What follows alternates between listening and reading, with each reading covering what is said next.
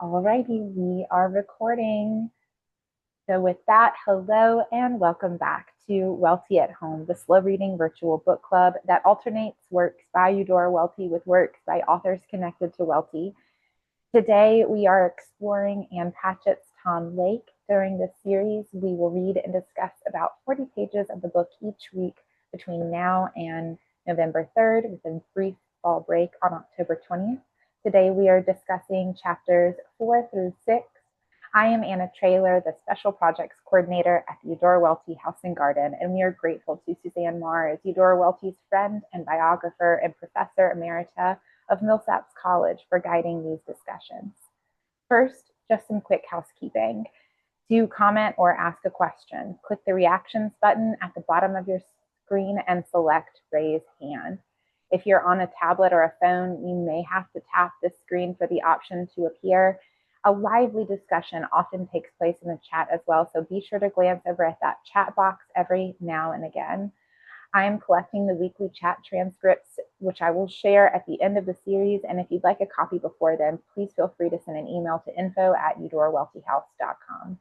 With that, Suzanne, where shall we begin today's discussion?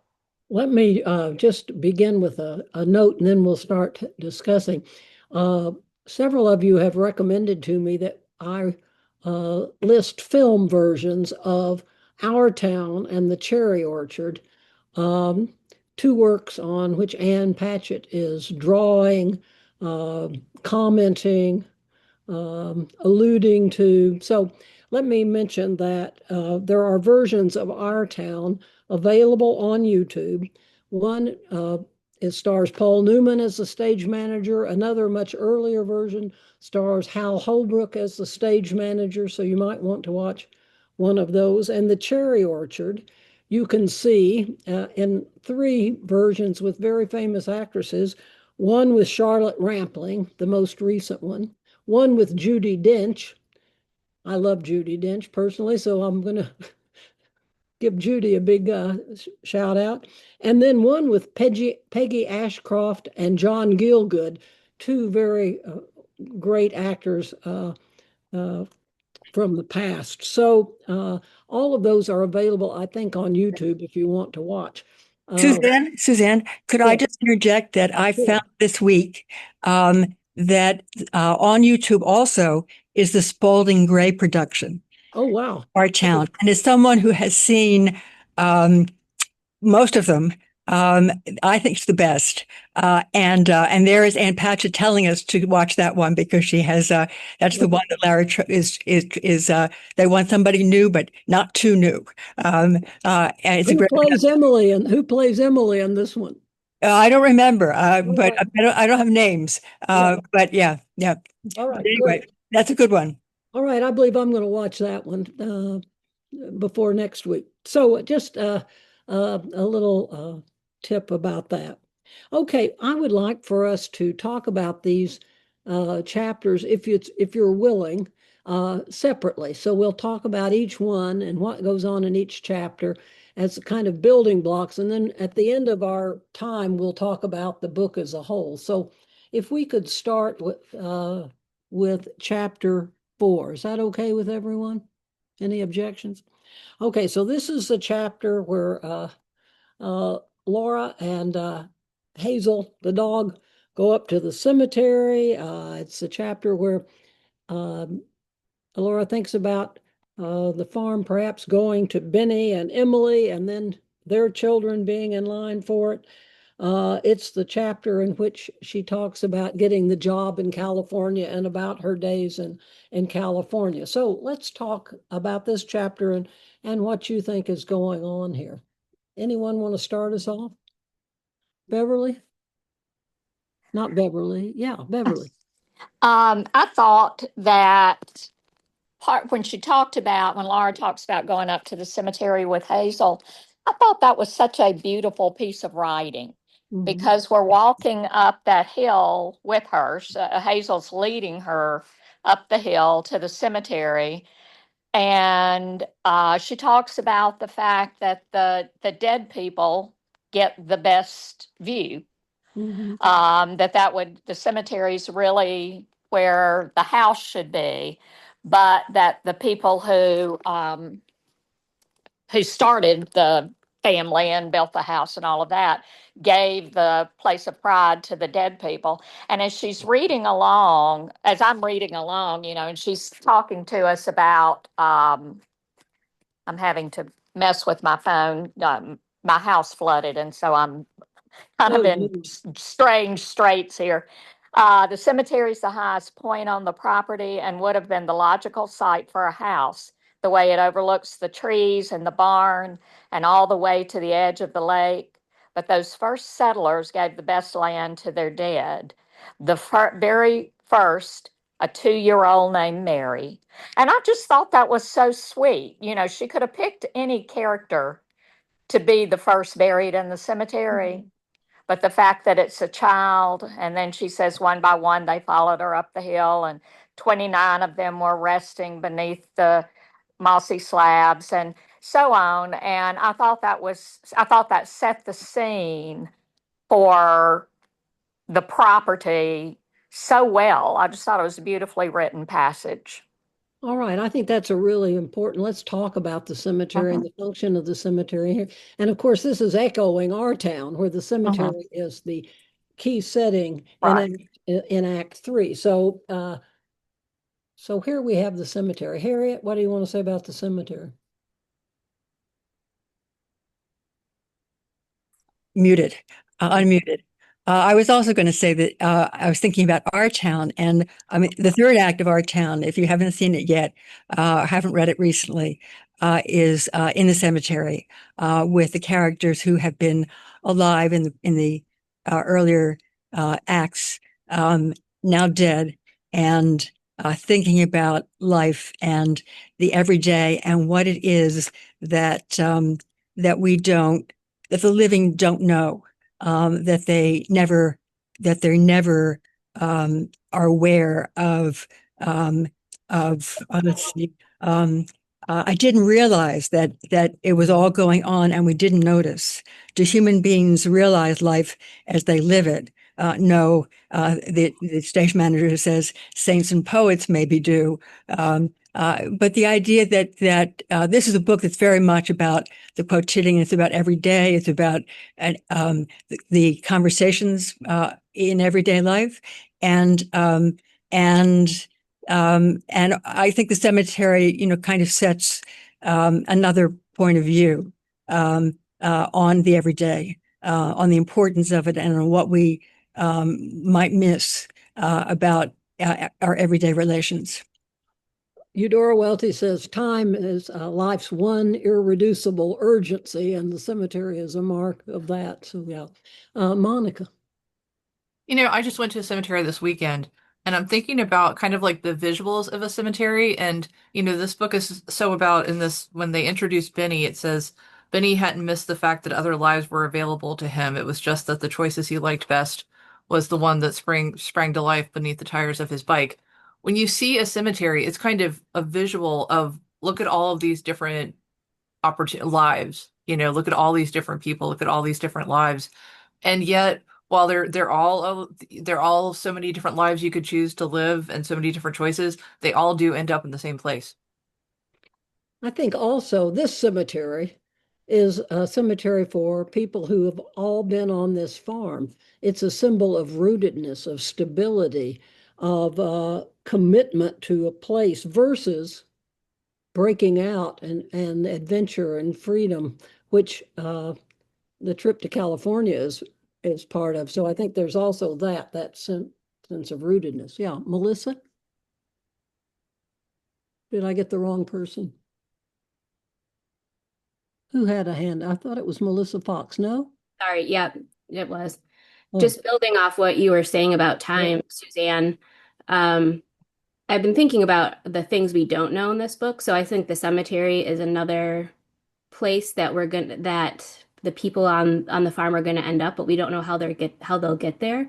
Just like we're missing the chunk of from when Laura is young, how does she get to the farm? The girls know the middle part of that story that we don't know, and that's sort of what's being revealed to us along with the other part of her time with Peter Duke. Yeah, I think that's a really important point too, isn't it? But what we don't know and what the girls don't know about the past, I think that they think they do know and are this kind of mystery. Yeah. Anna, did you want to say something? Did I miss you? No? Okay, good. All right. Anything else about the cemetery? To me, also that whole speculation of Pearl. Let's go with you. Um, no, but I just need you to that quotation from Welty about that which we know about another person is no greater than that which we don't know. Yeah, I think it's an optimist daughter. That just comes to mind after what you've been talking about. yeah, Especially. yeah. Thank you. Yeah. I think also we have Laura here speculating on uh, Emily and Benny taking over the farm and then having a family, and that this will be their ongoing. And Laura, of course, has no idea right now what we're going to find out later about Emily's plans for the future. So I think that's another that we're building on that unknown. Yeah, Beverly. Well, not to give away any spoilers or anything, but good foreshadowing. You don't really know is foreshadowing till you get to the place that has been foreshadowed. So this is a foreshadowing as well for Yeah. the rest of the story. Yes, thank you. Mhm. So what else in this chapter? What about the whole business in California and the narration of that, of Laura's experience in California with the movies and the 3 years there?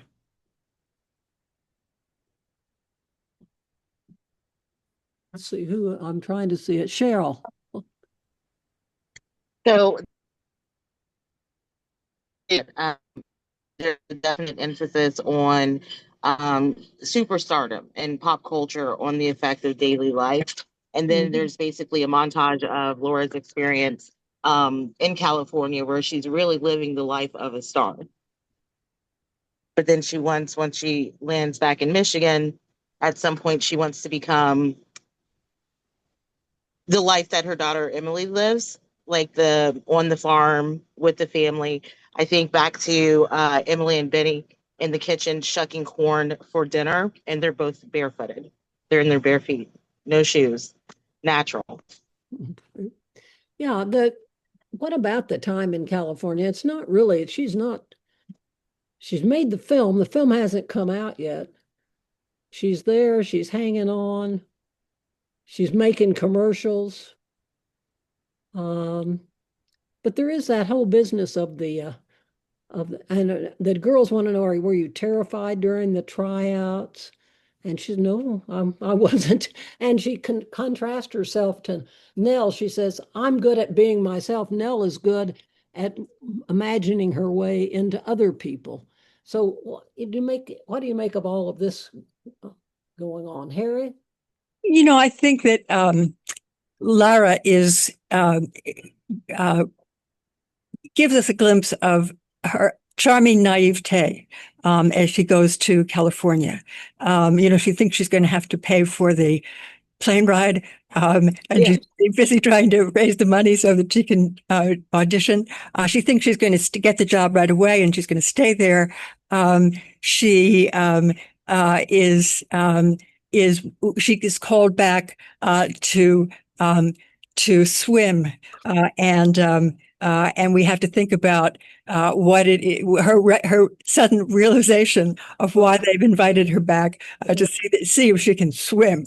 But she's also telling the story to her daughters, and this section, this chapter, it seems to me, is about Nell in the way that there's chapters that we read before were about Emily and Emily's adolescent rage, and now we have Nell's Nell's relationship to the story, her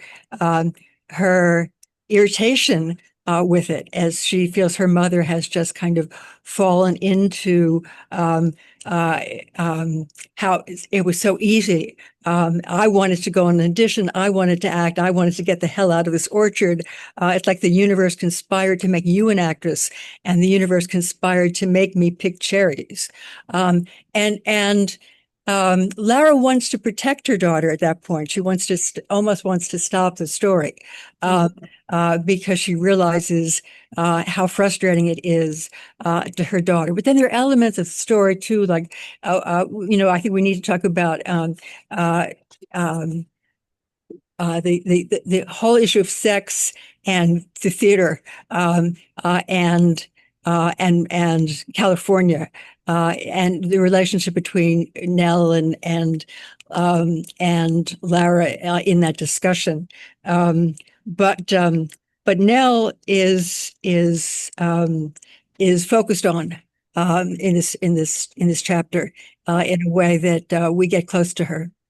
Right. So we do see her ambitions and their desire for freedom, the same desire that her mother had, in fact, at the time, and wanting to get beyond the orchard. I also think it's all about the power of chance, and that's one thing that Nell doesn't want to accept. She would like to think, okay, this is based upon your ability, but this is Ripley's, believe it or not. This is the power of chance, and so I think the novel stresses that pretty strongly. Yeah, Monica and then Pearl. Yeah, it's that notion of chance, and she says, that you never know in life what's going to serve you. My particular magic was being from New Hampshire with hair that wasn't dyed and ears that were unpierced, and how the cinematographer tells her that having unpierced ears is better than being a virgin in Hollywood. Um, and that she will, when she's auditioning, she'll make sure that she tucks her hair behind her ears so they can see that her ears are not pierced. So it's interesting that it's her lack of experience that gets her out of New Hampshire. Yeah, yeah, yeah. Pearl. Well, one thing I love so much about this novel is that I have three daughters also. And I know I've been to the cherry orchards in Michigan, and I love that. But I love the way Laura is continually trying to figure out what is her relationship with each individual daughter and keep them separate, what they get from her, what she's gonna protect them from, and so on. And to this point about Nell wanting to be an actress, we've had earlier hints in the chapter, but on page 51, she's out there and they're sitting at a table with two other actors and they're supposed to laugh. I'd never been asked to laugh before, and the laughter comes easily. I had been so afraid that day I read for Emily in high school. When I did look around for that fear now, it isn't there. I understand that all I have had to do was try not to act. And that's easy because I have no idea how to act. It's the reason Ripley brought me out to California. No, I tell my daughters, I'm not afraid. Meaning, that she wasn't afraid at that time because she was just the natural girl. And that's what Nell's problem is. That she's not natural. She's trying too hard in a sense. But that's all I wanted to point out. All right, good. Good. Thank you. Should we talk about chapter 5? Move to chapter 5. Everybody ready for that? In chapter 5, we have some comments about the demands of the orchard. We have the daughters disagreeing with their mother about what happened in her own past. We have her going to New York. We have Charlie sending her off to Tom Lake, and then there's a final conversation with Nell. So let's talk about this chapter and what you think's important here. Monica? It's a small detail, but I really appreciated on 59 when they're talking about Hollywood. Um, and she says it was a Tuesday or a Saturday, March or October. That was the problem with LA. I could never remember the time. And that to me just so resonates with the setting of the present time in this novel of during COVID, because that too is a time that time kind of becomes similarly untethered. Yeah. Although I guess in a cherry, I mean, I guess they still have the seasons. I guess the cherry orchard is maybe their one connection to time because that's one way of marking time that doesn't change, and everything else did. Yeah. Pearl. Sorry, I have to go back to the previous chapter. There were two other lines I wanted to read Go. about. And one was, go now. Oh, so I went back, this time sliding into the long black car like someone who was used to it. The first time is a luxury. The second time, privilege. And I just love that distinction. And then about the storytelling, that she's trying to tell this story. And I'll just zoom ahead for a moment to say that when I read this book before, I thought, what are the stories that I never want to tell my daughters about? What are my secrets, kind of thing. But she said, but Patchett writes online on page 56, we could listen to podcasts until the hour of our death and not make a dent in the stories that are available to us. Although, Perry, you're not going to tell us what stories you haven't told your daughter, are you? I am not. If I don't tell them, I'm not going to tell you, but I might be more likely to tell you than tell those girls. Harriet? Yeah, going on with the idea of the stories you don't want to tell.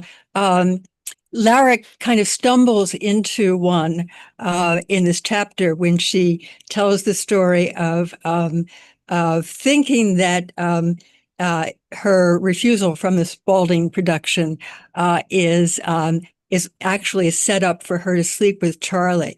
And she says to him, tell me what I need to do. And Charlie's not the guy, and she's misreading it. But then they come back to discuss it. That is, the girls want to know what would you have done if he'd taken you up on it? And actually, it's Nell that asked her that. It's Nell, exactly. And Lara says, I would have run. And I don't know that that's what we think is happening in that earlier scene when she says, what do I need to do? But we do have Nell saying it's terrifying. The idea that in order to get the thing you really, really want, you might have be told you have to do the exact thing you'd never want to do. And then motherhood. I want to tell her she'll never be hurt, that everything will be fair. I'm skipping a bit. She puts her arms around my waist and we stand there just like that, casting a single shadow across the grass. This is a story that is a story between mother and daughter, and it is instructional, and it may be edited as well. Yeah. Yeah. It is. I think the key thing is it is a story. She says, I'm telling a story. Stories are selective. Stories may contain invented episodes, so that the whole question of shaping your life into a story, but for the purpose of instructing the daughters. And here she's talking about the dangers of exploitation. And she worries about them for herself, and she worries about them for her daughters. Yeah, Monica. Yeah, I love this line at the end of chapter 4 on page 55, where she says to us, it is sentimental and useless to tell someone you would gladly give them your past because the past is non-transferable, and anyway, I would have wanted to give her only the good days. And so, we keep returning to this question of why is she telling this story? What is a story? Who is she telling it to? And I just love the way that she said, that you can't give them your past. But this is kind of what she's trying to do, is she is in a way trying to give them her past with the context that she hopes will be instructive to them. Yeah. And she wishes that the fact of sexual exploitation was not an ongoing problem, but it is. She recognizes that. Yeah. Beverly? Me on mute. I think it's interesting that we know so much more, the readers know so much more about her than her daughters. I mean, we've already seen her with Jimmy George, cheating on her very best friend in the world with Jimmy George. And so, when she has this little interaction with Charlie and she says, "What do I need to do?" I would Yes, bet that if she needed to do something, she would have done it right. because I've already seen her in that position. So I think the fact that we have this inner look at her life, and of course we will later as well, um, makes us go, we know, we know what's going on here. Right. So she was being exploited, sure. Um, and we know from all the Harvey Weinstein and the Me Too movement that plenty of actresses were exploited. But we also know that there was Jimmy George in the past. And we also know that Charlie is not not everyone is an exploiter. Right. Charlie was not. Yeah. Mm-hmm. Pearl? To what degree does Lara want to tell the story? Or to what degree is she telling it only because the girls are insistent upon it? And that in some way also drives which parts of the story she tells. Right. I mean, they keep saying, no, no, this is the part that she's waiting for, or no, this is the part we want to hear. Even the parts that they seem to think they know. I just love that dynamic of like why she's much happier telling us, the reader, Yeah. and sort of modulates the story for us in a way that makes us think this is the truth. Yeah. So Yeah. that lovely tension between demanding or asking or inviting a story versus revealing, holding back. Yeah, they keep saying this is supposed to be a story about Duke, Emily keeps saying, and it is, and it isn't about Duke. So, Cheryl, have we lost you, Cheryl? No, I'm here. I think it's this is more rhetorical, a thought for while we're reading the novel, because Pearl just mentioned that we, and Harriet too, I think, we as the reader know more about Laura than her children.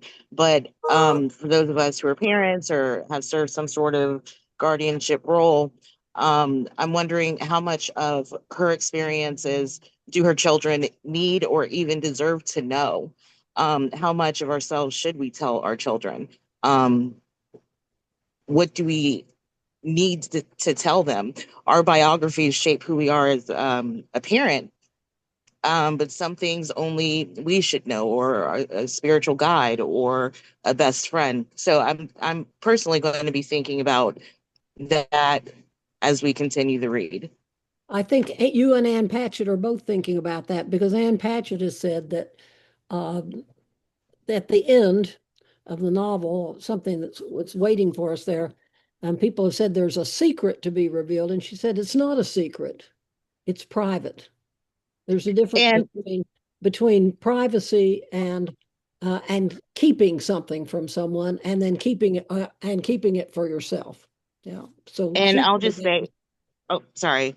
no, My go prior ahead. experience with Patchett was the patron saint of liars for Goodreads group.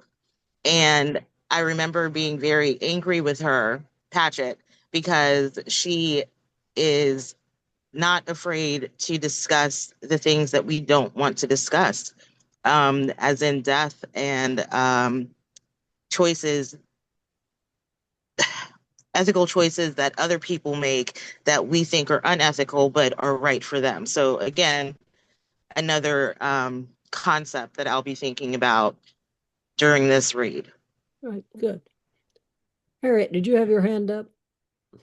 Yeah, I was just thinking along the lines of back to the cemetery and the discussion about what you want your children to know, what you are willing to tell them.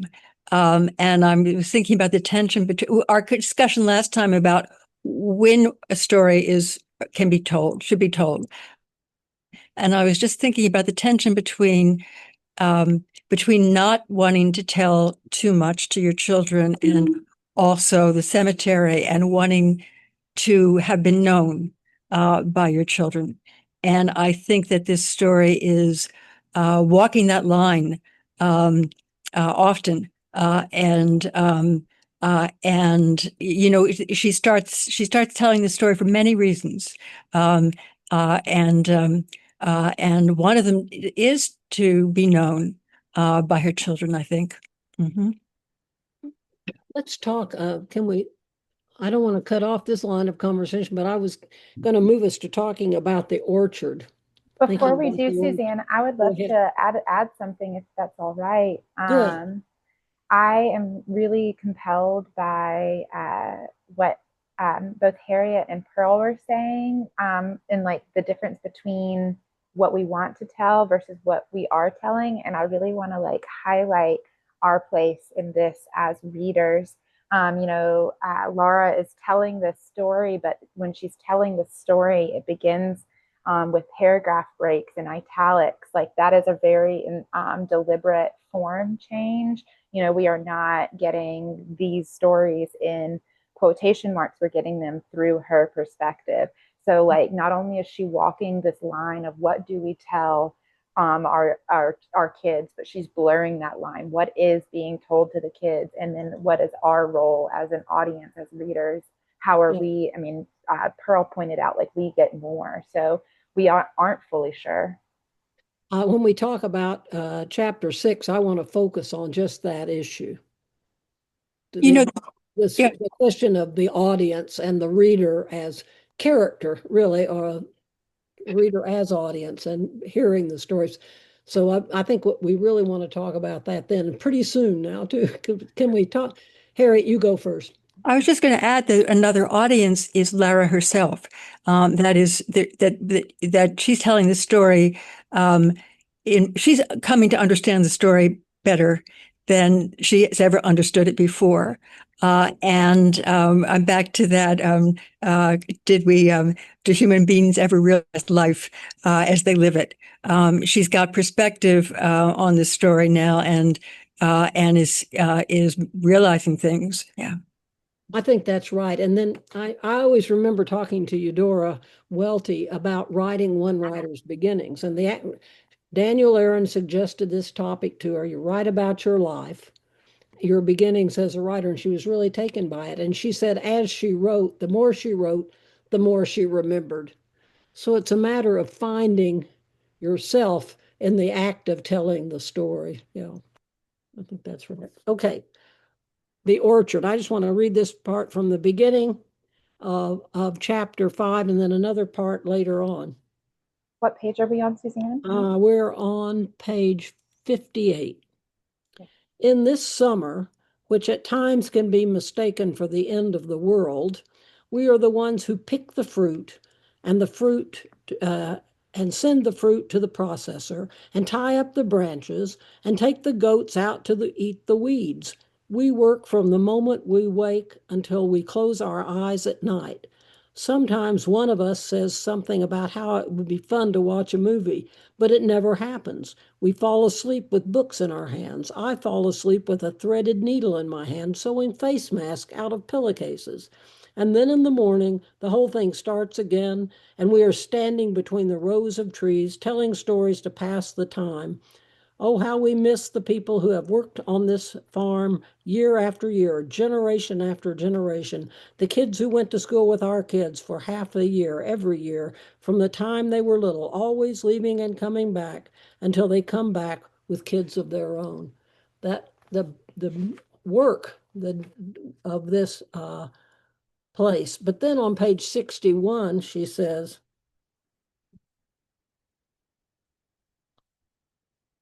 she's talking to the girls.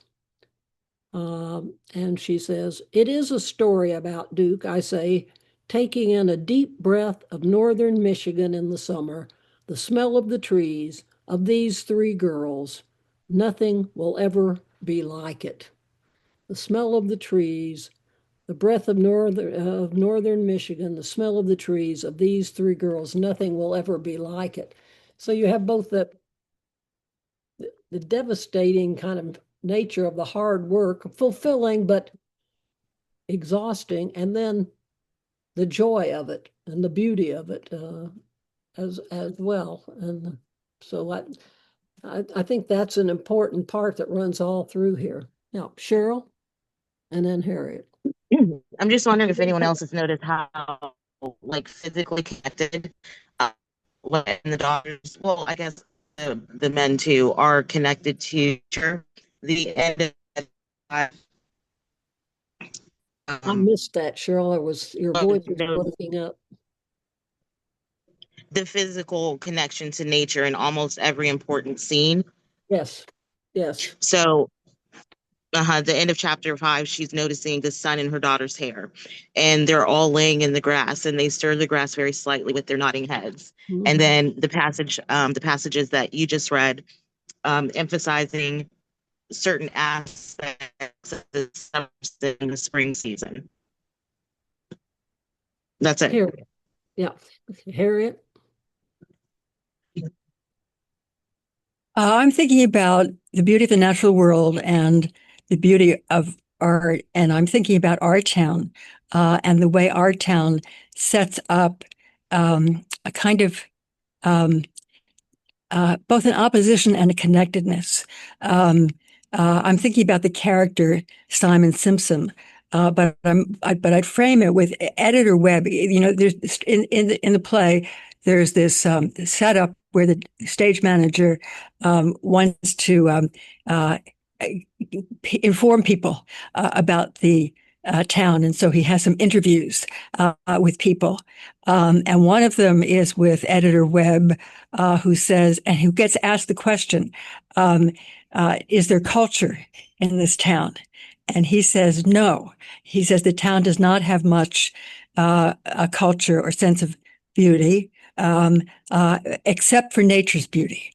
And then I'm thinking about Simon Simpson, who is this character who's a kind of minor character, but I don't think he's too minor, in our town, where he's the choir director. And he is also an alcoholic, and he's also going to commit suicide. And he's ostracized in the town. But he is, as a choir director, he does his best to urge the choir to imagine and create musical beauty. He says softly, he's leave loud to the Methodists. Um, uh, and, um, and there is just the idea, you know, in the idea that is there a place for both beauties? And I think that the tension in the story is for the girls, as Emily on the one hand is surprised with the choice for the farm, wanting to be in California because she didn't belong in New Hampshire, and her parents even think that it's some kind of um, of um, of self-correction, that she's punishing herself for having caused them so much trouble at 14. And Nell, who wants to get away to a place. She said, I'm trapped here picking cherries. I don't belong in New Hampshire. The idea of two kinds of beauty. Yes. And are both available? Are they both available there in New Hampshire on the farm? All the opposites on earth are close together, and here we have that.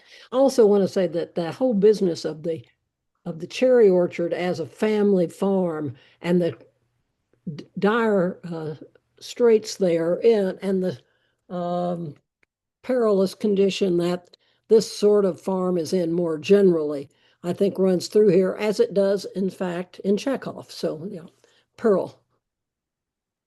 I just wanted to respond to something in the chat that Kathleen asked about the significance, the possible symbolism of laying out all those different kinds of cherries that are being grown, that are named in chapter 4. And of course, that's a beautiful question. I hadn't thought anything about that except enjoying the variety. But it seems to me, in thinking about it, it's like, here's this family with these 3 girls. You think of them as a family unit, you think of them as at this family farm, but notice that there are all these different kinds of cherries, just like these girls are all unique in their own ways, and different, and need to be distinctly appreciated and coached and taught. And that's sort of what Laura is trying to do, is to figure out their individuality, just like the individuality of those different kinds of cherries. Just a guess. Thanks, Pearl. Okay, I'm going to move us on to chapter 6. Is that okay? And in chapter 6, I really would like for us to talk about the narration, the narrative strategy here. But I also want to talk about the story of Tom Lake and how it gets its name, and why that's important, and who tells the story of the naming of Tom Lake, and is it true or not, and is that important? So I'd like to investigate those questions. We might start, let me just call your attention to two passages about the narrative, and then we can, one is on page 69 at the very beginning of the chapter. It had been my plan to go back to New Hampshire to see my grandmother after I left New York, but there wasn't time for that now. The original Emily, you haven't heard of her. Her moment was brief and came to nothing, was already gone. So you haven't heard of her. And then on page 80,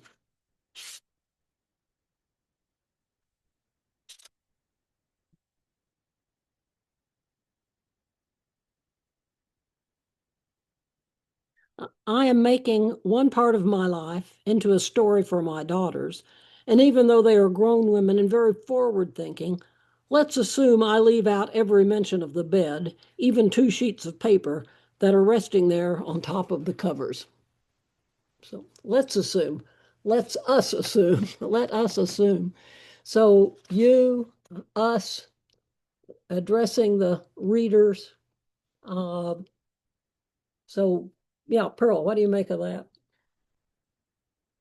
Well, I have that page underlined, although that underlined also, because I'm also thinking about even the 2 sheets of paper that are resting on top of the covers. There's the reveal that there is a writer behind this, the Yep. author, and Patchett behind Laura telling this story, because now it seems like the story is actually written down.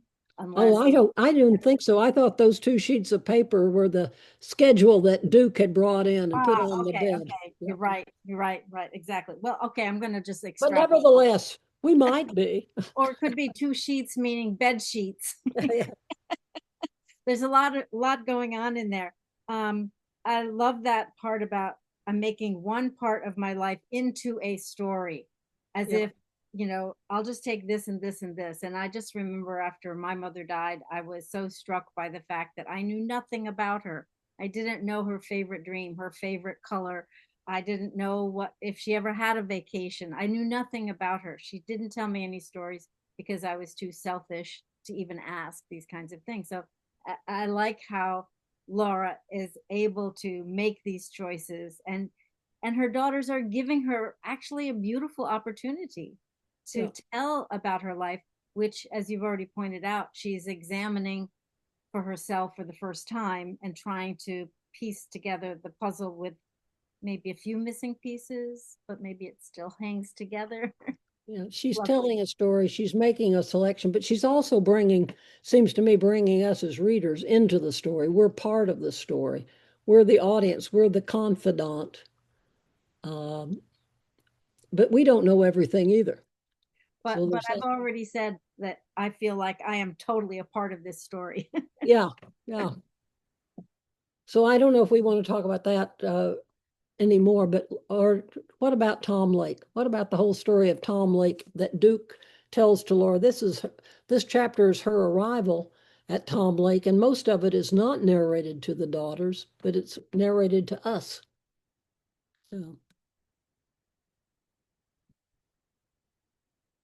So what about the story of Tom Lake? Why call this book Tom Lake? Why have Duke tell the story about how the lake, how he's creating a story about the lake getting its name?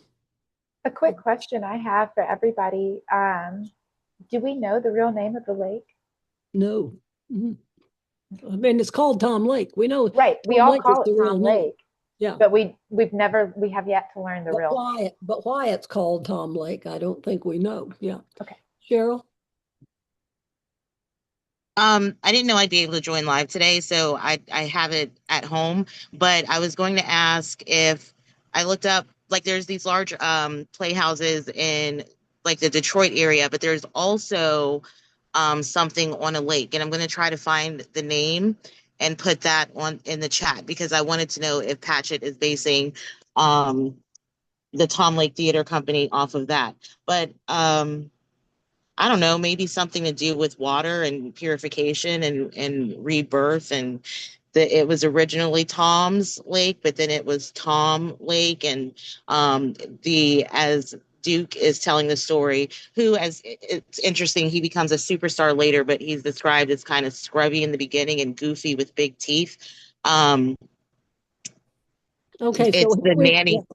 yeah, well, here we've got Duke saying this is called, first it was Tom's Lake, and then it was shortened to Tom Lake, and it's named after this young man whose father owned an estate on the lake and so forth. So this is Duke's story. And then at one point, Laura realizes he's made this up out of whole cloth. I was with you. I believed you. Yeah, but he keeps on. He does. He just stays in character. Yeah, Bill.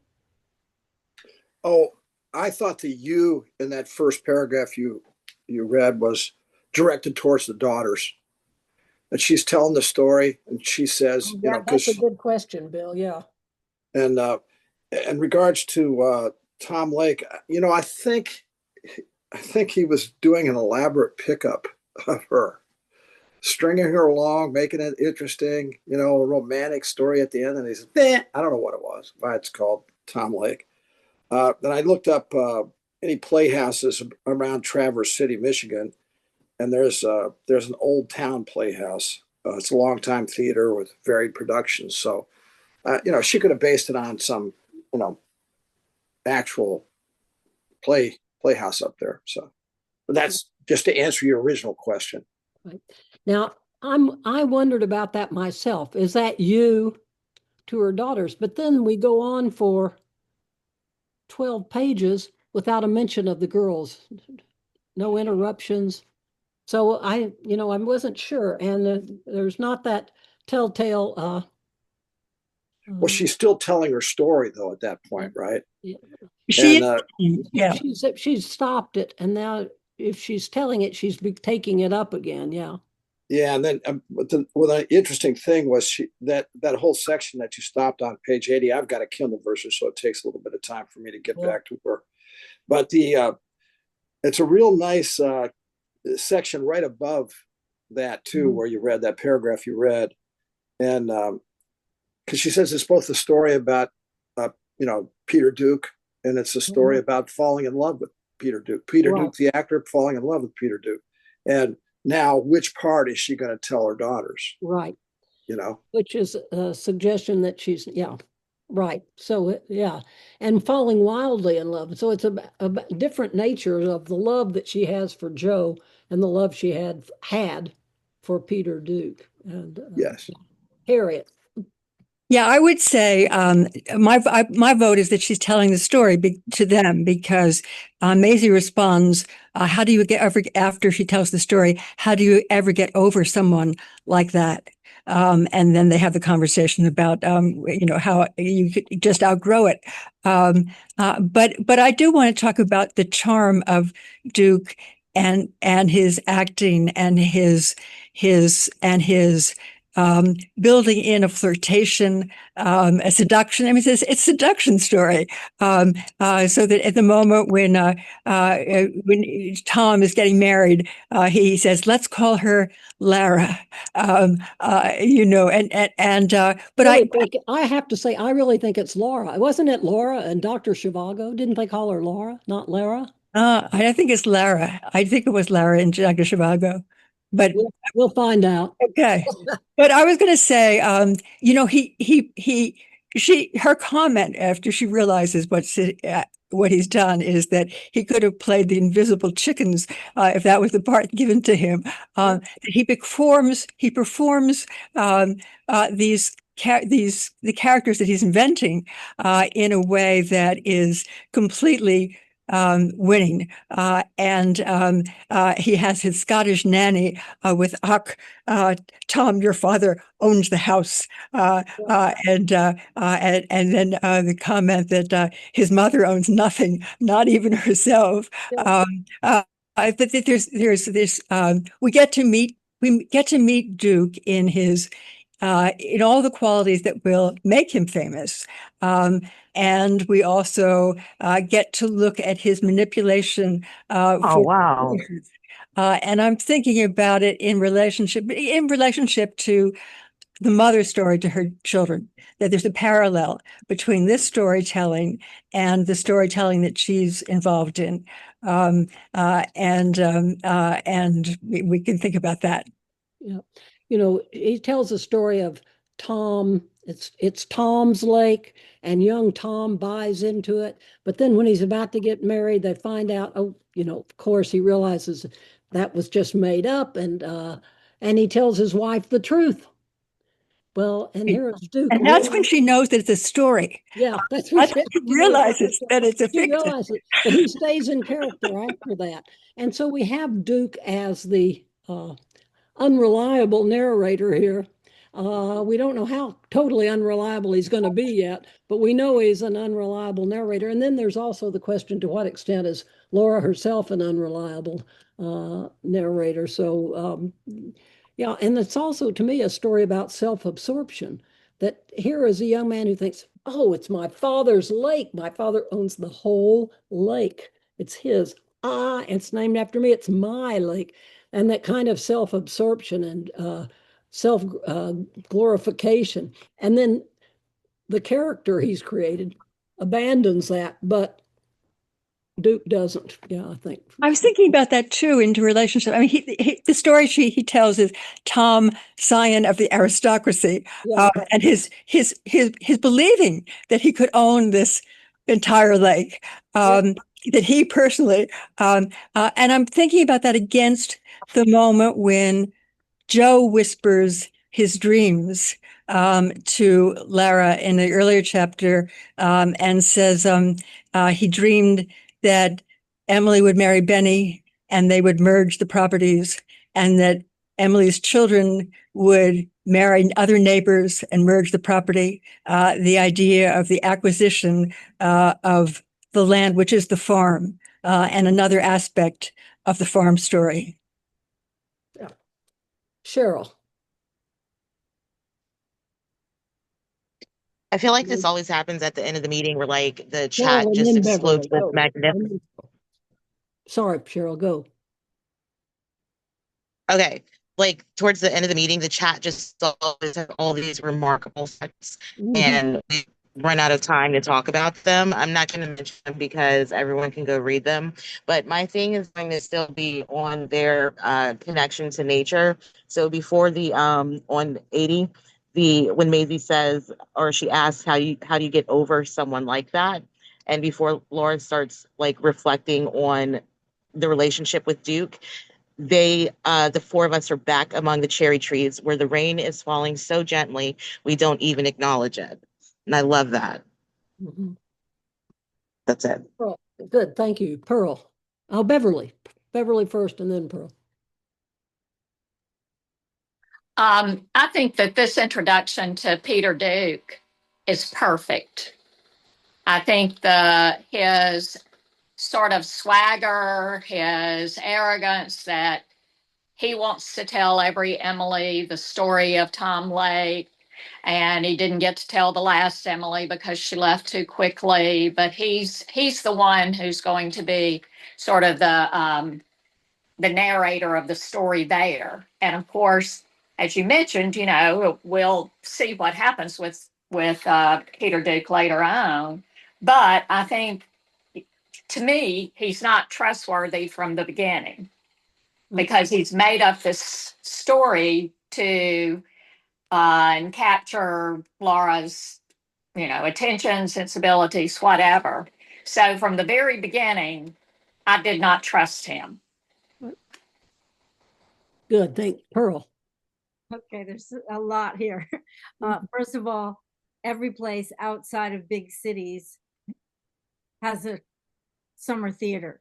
I went to summer playhouse theaters in upstate New York, across the river, whatever. So it could be any summer theater. It could be any lake or whatever. And as we're told, our town has performed at all of them every year. Yeah. The question about, I completely agree about Duke. And I love how, at least in the story that we are receiving, whether the daughters are receiving it or not, Laura is completely taken up in her youth with the glamour of the experience, of the drugs, of the sex, of the swimming, that Duke allows that. I also worked at a summer camp that was sort of like in Dirty Dancing. And so I know these lines would be giving. Those are stories I haven't told the girls yet. But anyway, not so exciting. But I think an even more important question is, why does Patchett name this Tom Lake? Where Yes. most readers coming to it think that's a character. It's a title, a character title. And so Tom Lake is going to be a person. And so she plays this wonderful trick that it's not. It's a physical lake with a made up name. But why then is the whole story called Tom Lake? Is it all about deception? Is it all about who gets to tell the story, and how reliable, as you've pointed out, how reliable are these individual stories or these collective stories? We all know, like, in families, like, the way I tell the story is not at all the way my daughters remember the story, and vice versa. So I love the idea of the title being. And I like the idea of your saying, why is this the title of the book? And is that focused on the whole issue of, does it focus on the whole issue of storytelling? Because Tom Lake is a story told to Laura. Okay, Bill. Oh, I just thought the protagonist was very untrustworthy, if you want to say that Peter Duke was untrustworthy. But she just struck me as very confident, very, very sure of herself. She was willing to have sex with somebody she thought she needed to get a part. She was a very, full individual. So it's interesting. We know right from the beginning that she's not going to tell her daughters certain parts of the story. And so you have to ask, what parts of the story does she not tell us either? What's her reasoning for how she made her choices? So it's fascinating. And I like that notion about Tom Lake. Yeah, that's what threw me off. I kept waiting at the beginning for, well, where's Tom Lake? Tom Lake's not a person. Or maybe he's not a person. And yet it's brilliant to give the name of a person to the lake. Yes. Yeah, very much so. Evergreen Lake or Everblue Lake, or, Big Lake or Small Lake. It's Tom. So you already have a character created. Yes. Right there. I think also I want to say, yeah, she's telling a story. I think what it occurs to me now that what we're getting at the start is the story she's told the girls, but we're getting a different version of it. And then she says, after she's told us the fuller version, she says, of course, let's assume that I left out any mention of the bed, even that. And so she's saying right there, I've told you the story I told them, but I'm giving you a fuller version than I gave them, I think. So anyway, we can talk about that more as well. We're out of time, I think. Anna, do you want to? Yes, we have about 1 more minute. So I will bring us to a conclusion with Cheryl's last comment in the chat, and then Beverly can give us our final word. Cheryl mentions in the chat, is the memory of her relationship with Duke perhaps going to mean more than the Easter Bunny to her by the end of the novel? Things for us. Love that. I meant to quote that line. So we have that last. The Easter Bunny. I wanted to quote that line. We have that last thought, and then Beverly, did you have another comment for us here in our last minute? Well, I thought about this after last week's chat, and then again this week. We haven't talked at all about the grandmother. Yeah. And how she figures in. And at some point, of course, we find out more as the story goes on. But I think she's important. even in these first chapters. I also think the omission of a mention of the Right. parent and brothers Mhm. is something we want to think about too. Yeah. Perhaps that's where we'll start next time, the grandmother and the Easter bunny.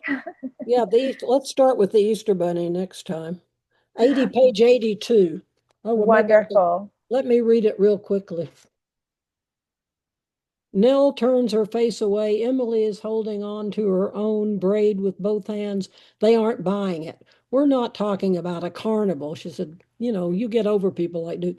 Emily says, we're talking about Duke. I believe in Duke. I want to tell her she used to believe in the Easter Bunny too, but I don't. I could say that to Maisie, but not to the other two. Okay. Wonderful. What a good place to finish. Thank you all so much for what a lively discussion. And please let me know if you guys need the chat. We've had some wonderful things pop off in the chat here at the last bit of the session. Hopefully I will send some links to some of these YouTube videos that you guys have mentioned your way in the upcoming newsletter. If anybody has anything to share, please send me an email at info@eudorweltyhouse. And thank you all. See you again next week.